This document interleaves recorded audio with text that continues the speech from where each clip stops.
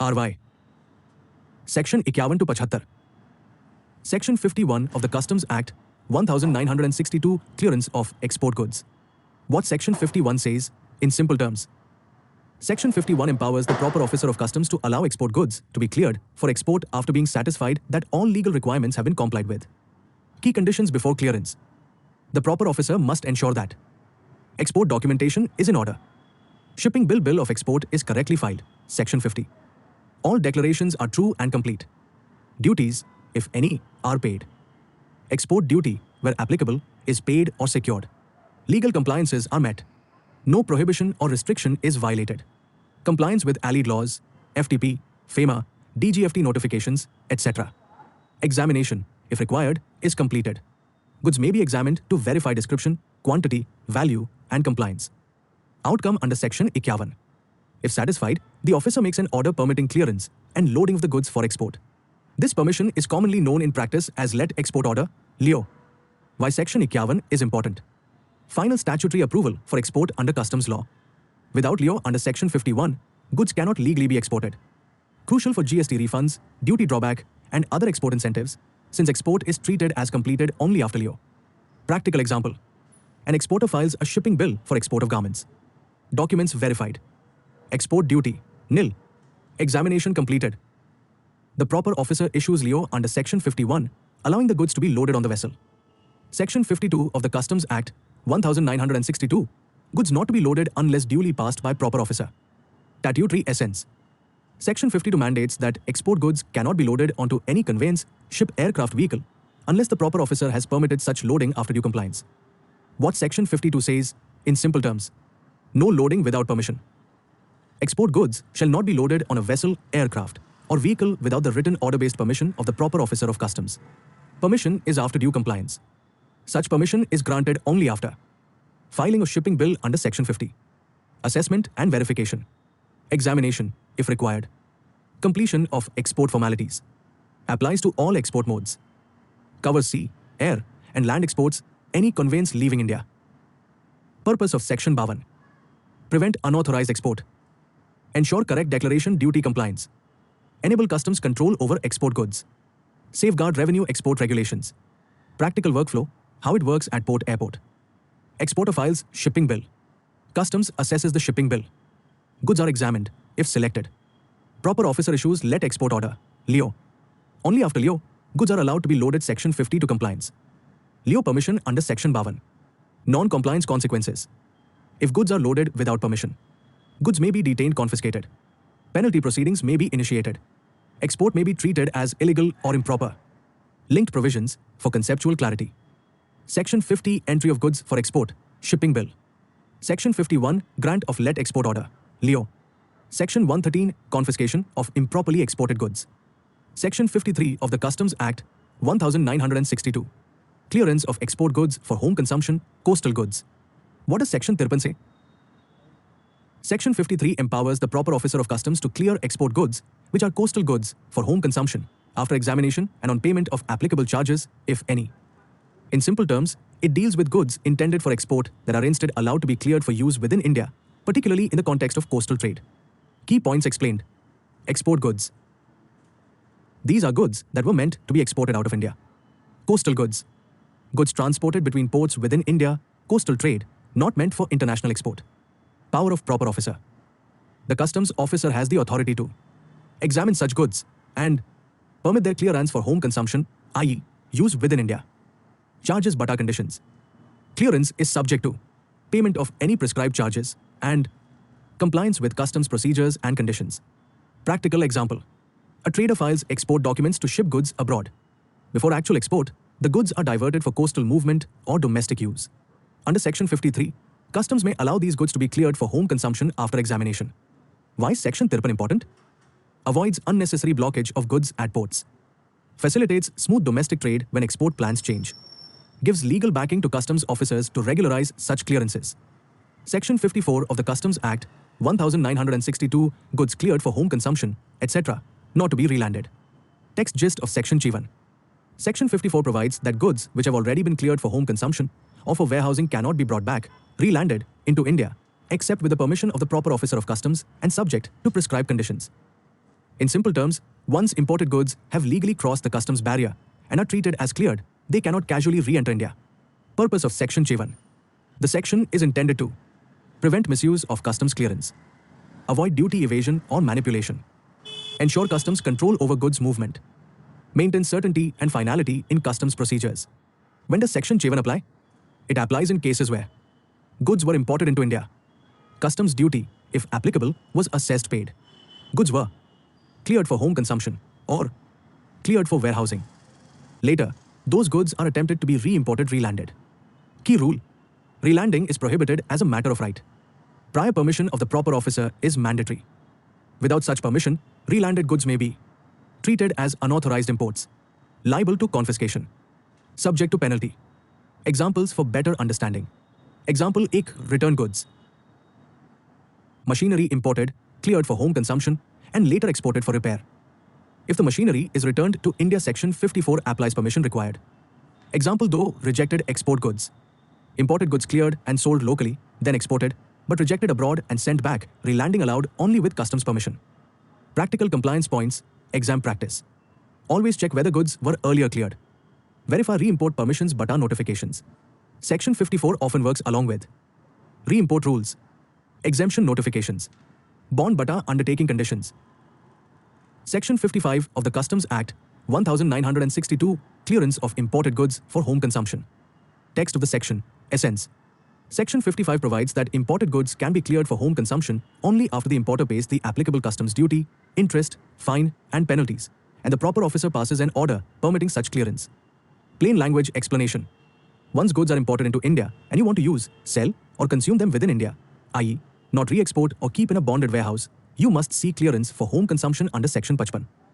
This section ensures that customs duty is fully paid and customs authorities formally approve the clearance. Only after this can the goods legally enter the domestic market. Key conditions for clearance under Section 55. Filing of bill of entry. The importer must file a bill of entry for home consumption, generally under Section 46. Assessment of duty. Customs assesses the goods for basic customs duty, BCD, IGST, compensation cess, if applicable, any other applicable levy, payment of dues. The importer must pay assessed customs duty, interest, if any, fine bata penalty, if imposed, order of clearance. The proper officer passes an order allowing clearance for home consumption. What happens after Section 55 clearance? Goods are released from customs control. They may be sold in India, used in manufacturing, consumed by the importer. Customs custody ends. Section 55 versus Section 58, bonded warehousing. Particulars. Section 55. Section 58. Purpose: home consumption, warehousing, duty payment, immediate, deferred, customs control. Ends after clearance. Continues. Use of goods. Allowed in India. Not allowed till ex-bond. Practical example. An importer brings electronic goods into India. Files bill of entry for home consumption. Customs assesses duty. Importer pays 10 lakh rupees as duty. Customs officer passes clearance order. Goods are released for sale in India under Section 55. Section 56 of the Customs Act 1962, entry of goods for warehousing. What does Section 56 say? Section 56 provides that imported goods can be entered for warehousing by filing a bill of entry for warehousing instead of paying customs duty immediately at the time of import. Key provisions explained. Option to warehouse imported goods. An importer may choose not to clear goods for home consumption immediately. Instead, goods can be stored in a customs bonded warehouse. Bill of entry for warehousing. The importer must file a bill of entry for warehousing, commonly called into-bond bill of entry. This is different from bill of entry for home consumption or bill of entry for ex-bond clearance. No immediate payment of duty. Customs duty is deferred, not waived. Duty becomes payable only when goods are cleared from the warehouse for home consumption under Section 68. Permission of proper officer. Warehousing is allowed subject to permission of the proper customs officer. Officer ensures compliance with warehousing provisions. Purpose of Section 56. To reduce financial burden on importers by deferring duty payment. To allow storage of goods until required. Helpful when market conditions are unfavorable. Goods are to be re-exported. Importer wants time for testing, labeling, or resale planning. Practical example. An importer brings machinery worth 50 lakh rupees. Instead of paying customs duty immediately, he files a bill of entry for warehousing under Section 56. Stores goods in a bonded warehouse. Pays duty only when machinery is taken out for use. Link with other sections. Section. Connection. Section 46. Filing of bill of entry. Section 57. Warehousing stations. Section 58. Licensing of private warehouse. Section 59. Warehousing bond. Section 61. Period of warehousing. Section 68. Clearance from warehouse, ex-bond. In simple words, Section 56 allows importers to store imported goods in a bonded warehouse by filing a warehousing bill of entry and postpone payment of customs duty. Section 57 honors right to deal with warehouse goods. Legal provision, essence. Section 57 provides that the owner of goods warehoused under the Customs Act may deal with such goods in a customs warehouse, subject to the permission of the proper officer, and subject to prescribed conditions. What does deal with the goods mean? The term is broad and includes activities such as sorting, packing or repacking, labeling or relabeling, marking or remarking, testing. Any other operation necessary for preservation, sale, or export. These activities do not amount to manufacture unless specifically allowed under other provisions. Key conditions under Section 57. Goods must be warehoused under the Customs Act. Prior permission of the proper officer is mandatory. Rules and conditions prescribed by CBIC must be followed. No removal from warehouse without due procedure. Purpose of Section 57. Enables trade facilitation. Allows value addition without payment of customs duty. Helps importers prepare goods for sale or export. Prevents deterioration of goods during long storage. Important practical points. No customs duty is payable merely because goods are handled inside the warehouse. Manufacturing is not allowed unless permitted under bonded manufacturing provisions. Activity must be recorded and supervised by customs authorities. Illustrative example. An importer stores electronic goods in a bonded warehouse. With permission under Section 57, he may repack goods into retail cartons, affix MRP labels, test samples. All this can be done without paying import duty as long as goods remain warehoused. Relevant allied provisions. Section 58, Licensing of private warehouse. Section 59, Warehousing bond. Section 60, Permission for deposit of goods. Section 65, Manufacture and other operations in bonded warehouse. Section 58 of the Customs Act, 1962, Licensing of private warehouse. What Section 58 says, in simple terms? Section 58 empowers the Principal Commissioner of Customs to license a private warehouse where imported goods can be stored without immediate payment of customs duty. Key points of Section 58. Who can get a license? Any person, importer, company, LLP, etc., who applies and fulfills the prescribed conditions. Authority granting license. Principal Commissioner of Customs or Commissioner of Customs. Purpose of private warehouse. Storage of dutiable imported goods until duty is paid and goods are cleared for home consumption, or goods are exported, or goods are transferred to another warehouse. Nature of warehouse. It is privately owned, not a public warehouse. Usually used by large importers for their own goods. Conditions safeguards. License is subject to security bata bond, physical control or electronic.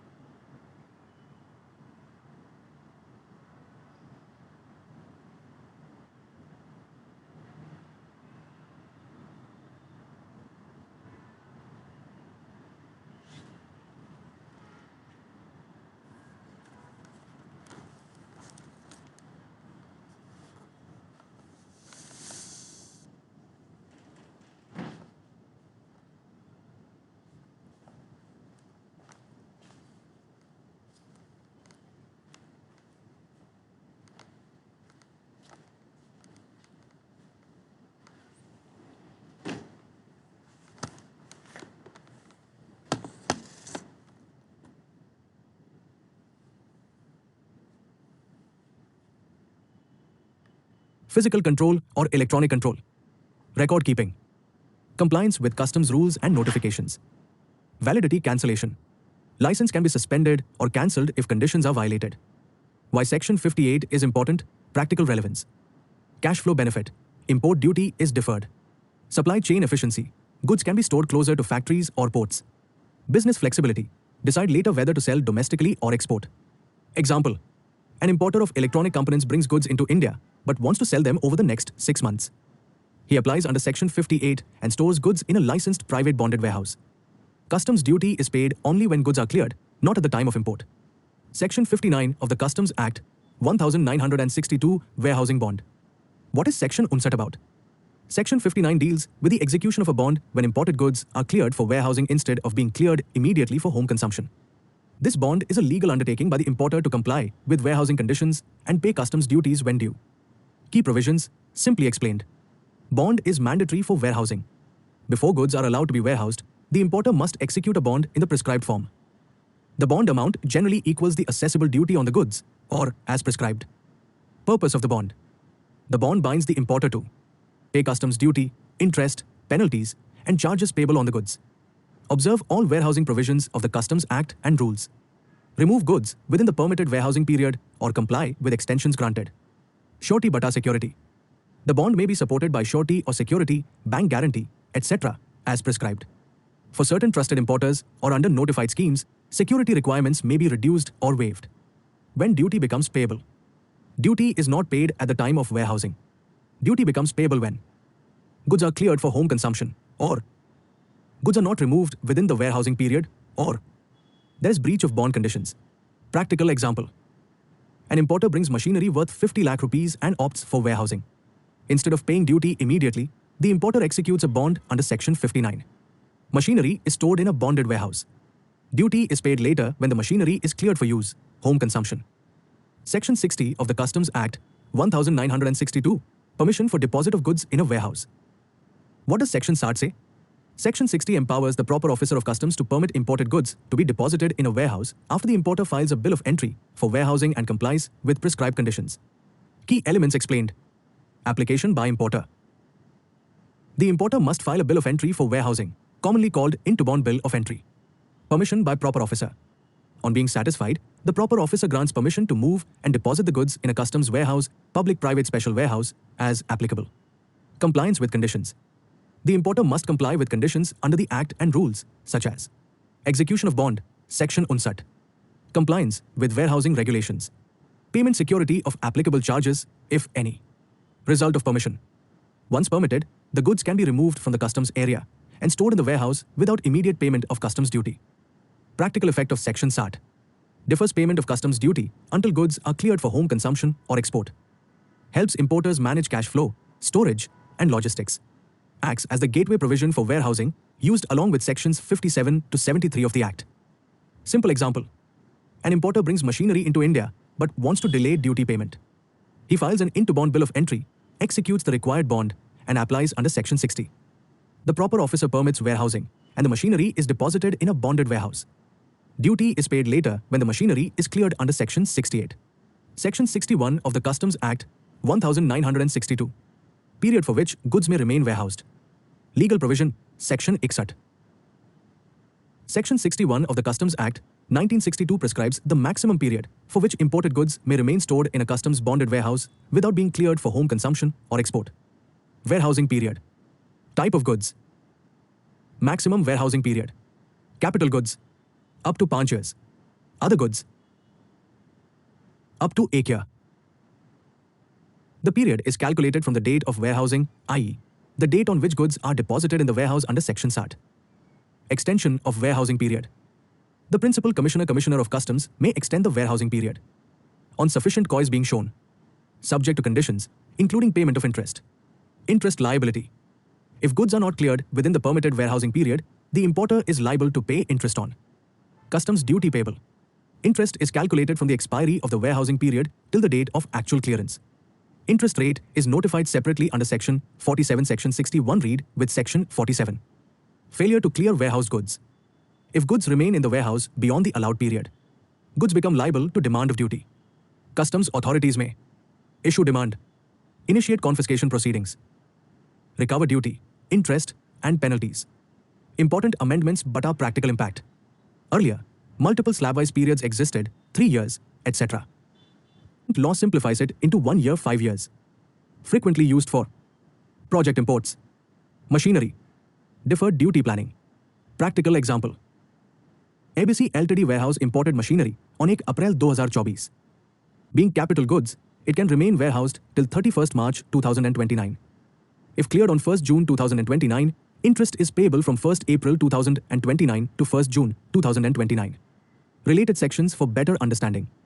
Section 57, 58 Warehousing Provisions. Section 59 Warehousing Bond. Section 60 Permission for Deposit in Warehouse. Section 72 Goods improperly removed, not cleared. Section 62 of the Customs Act 1962. Power of owner to deal with warehoused goods. What Section 62 says, in simple terms. Section 62 allows the owner of warehouse goods to deal with those goods while they are still in the warehouse with the permission of the proper officer of customs. What kind of dealing is allowed? With customs permission, the owner may inspect the goods, sort, separate or segregate goods, repack or relabel goods, sample goods, carry out other necessary operations.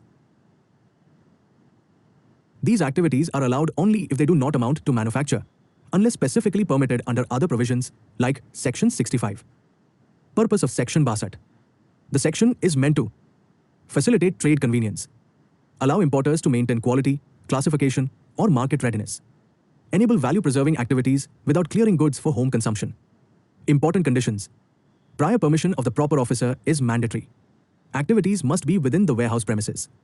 No change in essential character of goods. No activity that amounts to manufacture unless allowed separately. Practical example. An importer stores electronic goods in a bonded warehouse. With customs permission under Section 62, he can open cartons for inspection, repack goods into smaller boxes, label products for Indian market. He cannot assemble or manufacture a new product unless allowed under Section 65.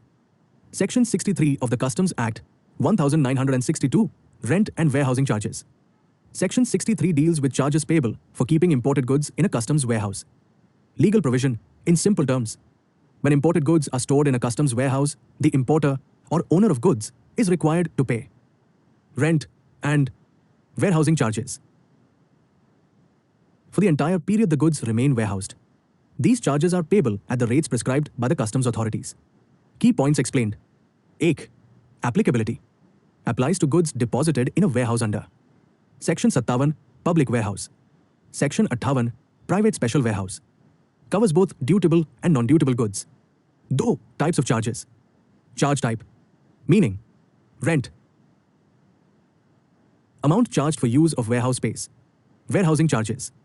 Charges for handling, security, storage, administration, etc. 3. Who pays? The importer owner of goods. Payable till the date goods are cleared for home consumption or export. 4. Rate of charges. Rates are fixed by the customs authorities. May differ based on type of warehouse, nature of goods, duration of storage. 5. Independent of customs duty. Charges under Section 63 are separate from customs duty. Even if duty is exempted or deferred, rent warehousing charges must still be paid. Practical example. An importer warehouse machinery for 6 months to defer duty payment. Even though customs duty is payable later under Section 61, the importer must pay warehouse rent and charges for all 6 months under Section 63. Important notes. Non-payment may lead to detention of goods, recovery proceedings. Charges continue even if goods are not cleared on time. Duty is disputed or under litigation. Link with other sections. Section. Connection. Section 59. Warehousing bond. Section 61. Period of warehousing. Section 62. Interest on delay duty. Section 63. Rent warehousing charges. Section 72. Demand if goods not cleared. Section 64 of the Customs Act 1962, Examination of goods in a warehouse. What does Section 64 say? Section 64 empowers customs officers to examine, test, or take samples of goods that are stored in a bonded warehouse whenever such examination is considered necessary. Purpose of Section 64. The provision exists to ensure compliance with the Customs Act and allied laws, correct assessment of duty, verification of description, quantity, quality, or value, prevention of misuse, substitution, or deterioration of warehouse goods. Key points explained simply. Authority to examine. Any proper customs officer may examine or test warehouse goods at any time. Sampling allowed. Officers can draw samples if required for classification, valuation, or compliance checks. Presence of the warehouse keeper importer. Examination is generally done in the presence of the warehouse keeper or the importer or their authorized representative. No removal required. Goods need not be cleared or removed from the warehouse for examination. Linked to other sections. Often invoked in connection with Section 59, Warehousing Bond. Section 60, Permission for Warehousing. Section 61, Warehousing Period Interest. Section 65, Manufacture Operations in Warehouse. Practical example. An importer warehouse electronic components under bond. Before allowing clearance or permitting in-bond manufacturing, customs may open packages, verify model numbers, take samples to confirm HSN classification or valuation, all under Section 64 without clearing the goods. Section 65 of the Customs Act 1962 manufacture and other operations in a bonded warehouse. What Section 65 says, in simple terms. Section 65 allows manufacture or other operations to be carried out inside a bonded warehouse on imported goods without payment of customs duty at the time of import, subject to prior permission of the Principal Commissioner of Customs and Compliance with prescribed conditions. Key elements of Section 65. Permission-based facility. Manufacturing processing can be done only after approval from the jurisdictional customs authority. Nature of activities allowed. Manufacture, as understood in law, and other operations such as assembly, packing, labeling, repacking, testing, blending, etc., as permitted. Duty deferment, not exemption. Customs duty is deferred, not waived. Duty becomes payable when goods are cleared for home consumption. Clearance options after manufacture. Home consumption, domestic market. Duty payable on imported inputs contained in the finished goods as per valuation rate applicable on clearance. Export. No customs duty on imported inputs used in exported goods, subject to conditions. Waste and scrap. Duty treatment of waste scrap is as prescribed, often duty payable if cleared domestically, no duty if destroyed exported as per permission. Why Section 65 is important. Enables manufacture in bond, a major ease of doing business reform. Improves cash flow by deferring duty until actual domestic sale. Supports export-oriented manufacturing and make in India. Typical users. Manufacturing units using imported raw materials components. Exporters, including those supplying both domestic and export markets. High-value or capital-intensive industries where duty deferment is crucial. Example. An Indian company imports electronic components and stores them in a bonded warehouse. It assembles finished products inside the warehouse under Section 65. If it exports the finished goods, no customs duty on imported components. If it sells in India, duty is paid only at the time of clearance into the domestic market. Practical compliance points for professionals. Opt in Section 65 permission with process details and layout. Maintain proper records, inputs, outputs, waste. Ensure bond execution, inventory controls, and periodic reporting as prescribed. Section 66 of the Customs Act 1962. Goods in a warehouse may be taken for home consumption. What Section 66 says, in simple words. Section 66 allows imported goods stored in a bonded warehouse to be cleared for home consumption, use in India, after payment of applicable customs duty, interest, and charges. In short, warehouse pay duty take goods for use in India. Legal text, essence. Goods warehoused under the Customs Act may be removed from the warehouse for home consumption on payment of customs duty, interest, if any, and other charges payable under the Act. Practical meaning. When an importer imports goods, warehouse them under Sections 57, 65. Later decides to use them in India. They must file an ex-bond bill of entry, pay customs duty at the rate applicable on the date of ex-bond clearance as per Section 15. Pay interest if the warehousing period has expired, Section 61. Only after this, goods can be cleared for home consumption. Key compliance points, very important. Particular. Explanation.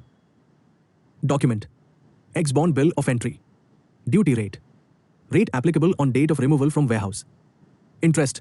Payable if goods cleared after permitted warehousing period. Purpose. Goods used or sold within India. No export. Section 66 is not for export. Export covered under Section 69. Section 66 versus Section 68 versus Section 69. Section. Purpose. 66. Removal from warehouse for home consumption. 68. Clearance of imported goods for home consumption, general. 69. Removal from warehouse for export. Example, see a friendly illustration. ABC PVT Ltd imports machinery worth 50 rupees lakh and warehouse it to defer duty. After 4 months, they decide to use it in India. File ex-bond BOE. Pay customs duty plus IGST plus interest, if applicable. Clearance allowed under Section 66. Section 67 of the Customs Act 1962, power to examine packages. Statutory heading. Section 67, power to examine packages. What Section 67 provides? Section 67 empowers customs officers to examine, open, and inspect packages that are suspected to contain dutiable, prohibited, or smuggled goods. This section is an enforcement provision enabling customs to verify the nature, quantity, value, and legality of goods. Key powers under Section 67. Authority to examine packages. A customs officer may examine any package, open it, and inspect its contents if there is reason to believe that the package contains dutiable goods or the goods are prohibited, restricted, or smuggled. Examination can be at any stage. Examination can be carried out during import, export, or transit, while goods are in a customs area, warehouse, or under customs control.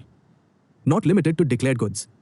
Even if goods are properly declared or accompanied by documents, customs can still examine if suspicion exists. Purpose of Section 67. 2. Prevent smuggling. Detect misdeclaration of value, quantity, or description. Enforce prohibitions and restrictions under customs and allied laws. Safeguard revenue interests of the government. Important legal points. Reason to believe must be based on objective material, not mere suspicion. Examination under Section 67 often leads to action under Section 111, confiscation, or Section 112 by 114, penalty, if violations are found. This power is independent of bill of entry, shipping bill filing, assessment or clearance stage. Practical example. A container declared as plastic granules arrives at a port.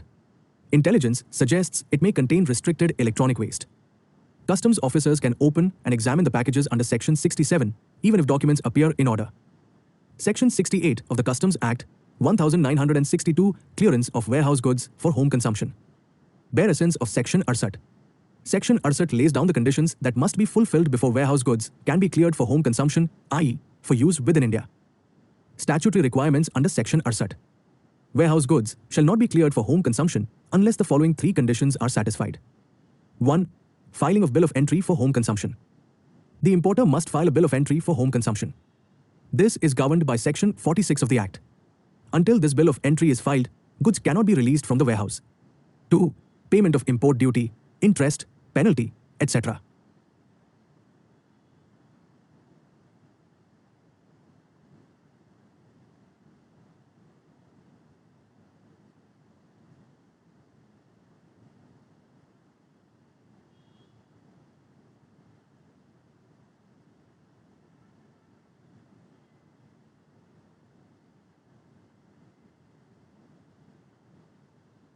The importer must pay customs duty leviable on the goods, interest, if any, especially under Section 61 for delay beyond permitted warehousing period, penalty or other charges, if applicable. Important. Duty is calculated as per Section 15, 1, B, I, rate of duty and tariff valuation applicable on the date of filing the bill of entry for home consumption, not the date of import. 3. Compliance with other legal requirements. The importer must comply with all applicable provisions of the Act and rules, such as import policy conditions, licenses bata authorizations, if required, prohibitions or restrictions, any specific conditions imposed by customs, effect of compliance. Once all three conditions are fulfilled, the proper officer permits clearance. Goods are released from the warehouse. Goods enter the domestic market. Simple practical flow. Goods imported kept in bonded warehouse. Importer decides to clear goods for use in India. Files bill of entry, home consumption. Pays duty plus interest plus penalty, if any. Satisfies legal import conditions. Customs allows clearance under Section 68. Key distinction. Section. Purpose. Section 68. Clearance of warehouse goods for home consumption. Section 69. Clearance of warehouse goods for export. Illustrative example. An importer warehouse electronic goods to defer duty. After 6 months, he wants to sell them in India. He must file bill of entry for home consumption. Pay applicable customs duty plus interest, if any. Fulfill import conditions. Only then will customs allow clearance under Section 68.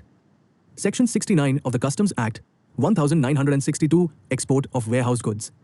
Statutory heading. Section 69, export of warehouse goods. What Section 69 provides?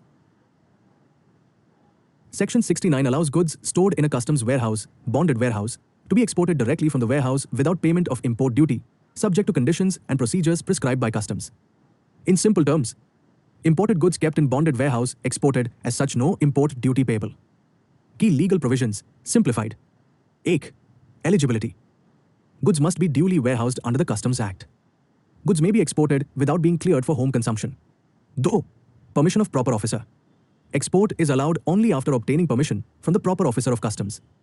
Export must be done in the prescribed manner. Shipping bill for export of warehouse goods. 3. No import duty payable. Since goods are not cleared for home consumption, import duty is not payable. Warehousing bond is cancelled, discharged upon proof of export. Procedure in practice. Import goods and file bill of entry for warehousing, Section 59. Store goods in bonded warehouse.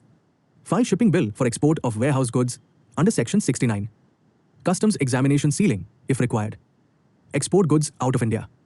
Submit proof of export, EGM, let export order. Bond discharged. Common use cases. Re-export of imported goods due to quality issues, cancellation of orders, price disputes. Trading hubs where goods are imported and exported without entering domestic market. Avoidance of import duty where goods are not consumed in India. Important practical points, CA compliance angle. Goods must be exported as such unless permitted under Section 65. Interest under Section 61 does not apply once goods are exported within permitted time. Proper documentation proof of export is critical to avoid duty demand. GST implications are not attracted since goods never enter domestic market. Relevant linked sections. Section. Subject. Section 58. Licensing of private warehouse. Section 59. Warehousing bond. Section 61. Warehousing period. Section 65. Manufacture other operations in warehouse.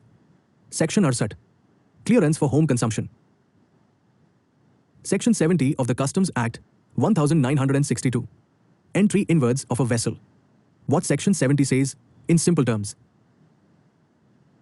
Section 70 provides that a vessel carrying imported goods cannot unload cargo at a customs port unless it has been granted entry inwards by the proper officer of customs. Entry inwards official permission to start unloading imported goods. Legal provision, essence of the section. When a vessel arrives at a customs port, the person in charge of the vessel must apply for entry inwards. Imported goods shall not be unloaded until such entry inwards is granted. Entry inwards is given after the filing of the Import General Manifest, IGM, and completion of preliminary customs formalities. Purpose of Section 70.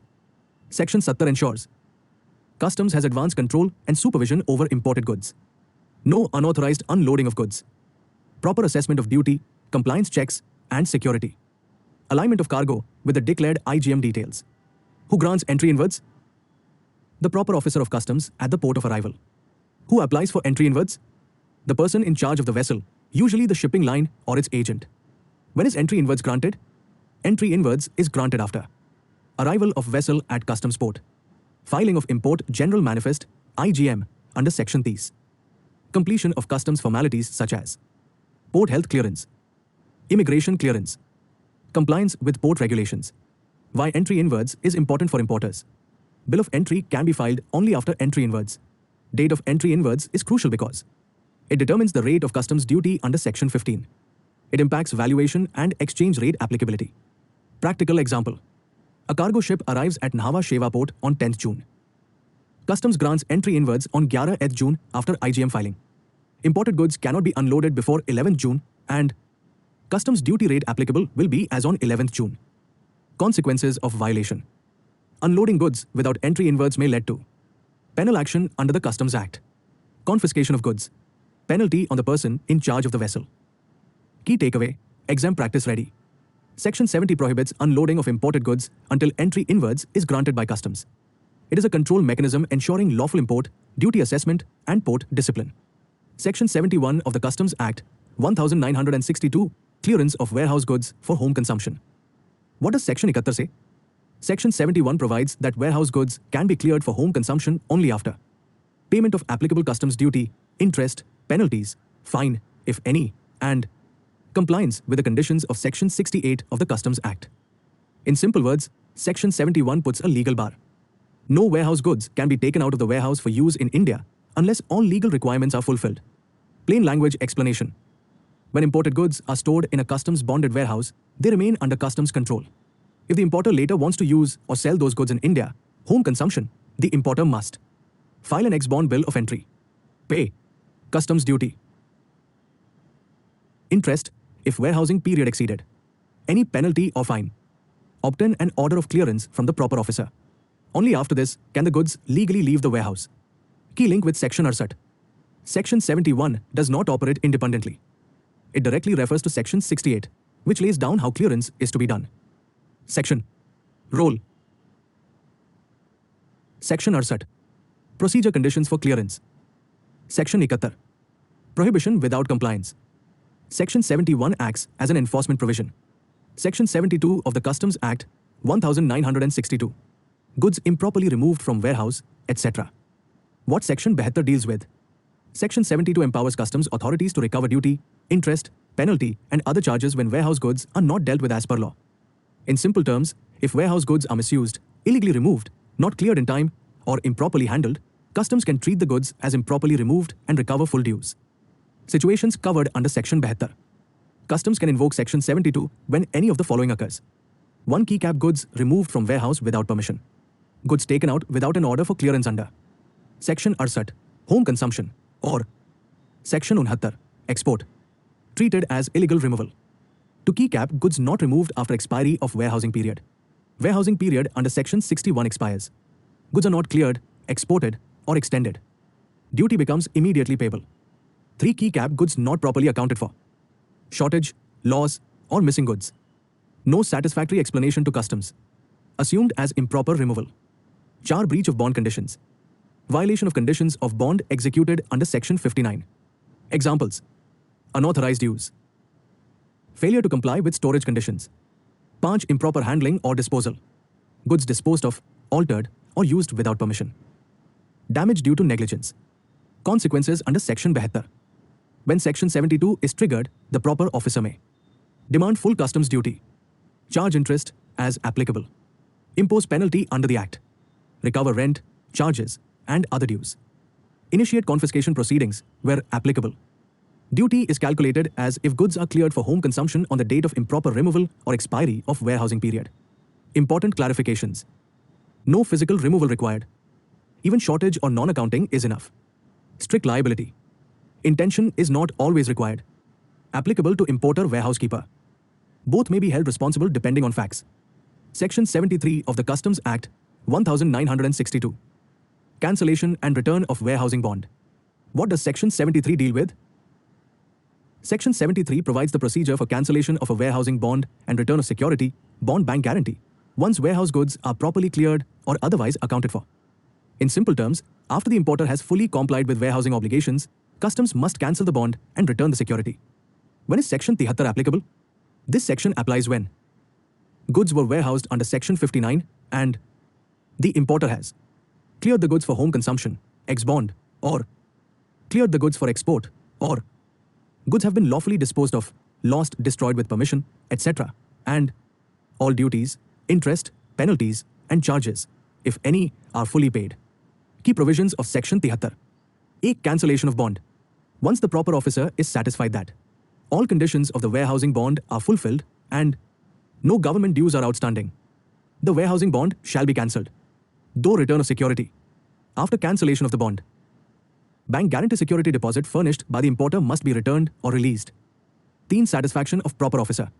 The decision is taken only after verification of clearance documents, bill of entry, ex-bond shipping bill, confirmation of duty payment, ensuring no violation of the Customs Act. Practical example. ABC Ltd imports machinery and warehouse it under a bonded warehouse. After 6 months, it clears the machinery for home consumption and pays customs duty, interest, if applicable. After verification, customs cancels the warehousing bond, releases the bank guarantee. This is done under Section 73. Section 74 of the Customs Act, 1962. Drawback on re-export of imported goods. What is Section 74 about? Section 74 allows an importer to claim drawback, refund, of customs duty when imported goods are re-exported, either as such or after use, subject to prescribed conditions.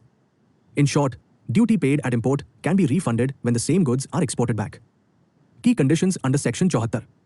एक goods must be re-exported. The goods should be identifiable as the same goods that were imported. Identification is done through serial numbers, marks, invoices. Examination by customs. दो time limit for re-export. Re-export must be done within 2 years from the date of import. Extension may be granted by the Principal Commissioner of Customs. 3 Quantum of drawback. Nature of re-export. Drawback allowed. Re-export without use. Up to 98% of customs duty paid. Re-export after use. Reduced drawback. As notified, depreciation applies. Depreciation is calculated based on period of use as per customs rules notifications. 4 Application procedure. Exporter must file shipping bill claiming drawback under Section 74. Proof of import duty payment. Evidence of identity of goods. Customs officer examines goods before export. Simple example. A company imports specialized machinery for a project and pays 10 lakhs rupee customs duty. Later, the project is cancelled and machinery is re-exported unused within 1 year. Drawback allowed up to 9,80,000 rupees, 98% under Section 74. Important points to remember. Section 74 is different from Section 75, which applies to drawback on inputs used in manufacture of exported goods. Goods must be clearly identifiable. No drawback if export is not voluntary, e.g., confiscation cases. Section 75 of the Customs Act, 1962. Drawback on imported materials used in manufacture of exported goods. What does Section 75 provide? Section 75 allows refund, drawback, of customs duty paid on imported inputs, raw materials, components, packing material, etc., used in the manufacture of goods that are exported out of India. In simple words, if you import inputs, make goods in India, and export the finished product, you can get back the import duty paid on those inputs. Essential conditions under Section 75. 1 Key cap imported materials must be used in exported goods. Inputs should be actually used in the manufacture or processing of export goods. Includes raw materials, components, consumables, packing materials, though export of finished goods. Drawback is allowed only after export. Claim is made at the time of filing shipping bill. 3 rates of drawback. Drawback may be allowed on all industry rate, AIR, notified periodically by government. Brand rate, when AIR is not available or insufficient. AIR is most commonly used and automatically credited. 4 Actual user verification. Exporter must maintain records showing quantity of imported inputs, consumption in export goods. Customs may verify documents or conduct audit. 5 Time limit. Claim must be made within prescribed time, normally at the time of export itself. Practical example. A manufacturer imports fabric and buttons after paying customs duty. Shirts are manufactured in India and exported. Customs duty paid on fabric buttons is refunded as drawback under Section 75. Important restrictions. No drawback if export goods are prohibited. Exporter has already claimed IGST refund and drawback on the same duties. Double benefit not allowed. Separate rules exist to avoid double incentives. Section 74 versus Section 75. Quick comparison. Particulars. Section 74. Section 75. Nature of goods. Same imported goods. Manufactured goods. Use of goods. With or without use. Inputs consumed. Export type. Re-export. Export after manufacture. Drawback percent. Up to 98%. As per AIR brand rate. Section 76 of the Customs Act, 1962. Cases where drawback is not allowed. What does Section 76 say?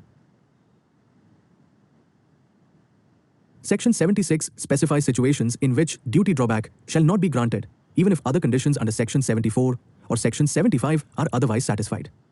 In short, this section blocks misuse of drawback benefits. When is drawback not admissible? Export of prohibited goods. If the goods exported are prohibited under any law, Customs Act, Foreign Trade Policy, or any other law, no drawback is allowed. To key cap goods exported by land to Nepal or Bhutan. If export is made by land route to Nepal or Bhutan, drawback is not admissible except where specifically permitted by notification. This restriction exists because such exports are treated differently under trade arrangements. 3 goods liable to confiscation. If the exported goods are misdeclared or in violation of customs law or liable to confiscation for any reason, drawback shall not be granted. Simple examples. Prohibited export. Export of banned wildlife items, no drawback. Land export to Nepal. Export of garments to Nepal via road, no drawback, US 76. Misdeclaration case. Wrong description value in shipping bill, no drawback. अगर आपको यह video मददगार लगा हो तो कृपया इसे like, share और सब्सक्राइब करें। जल्द ही फिर मिलेंगे।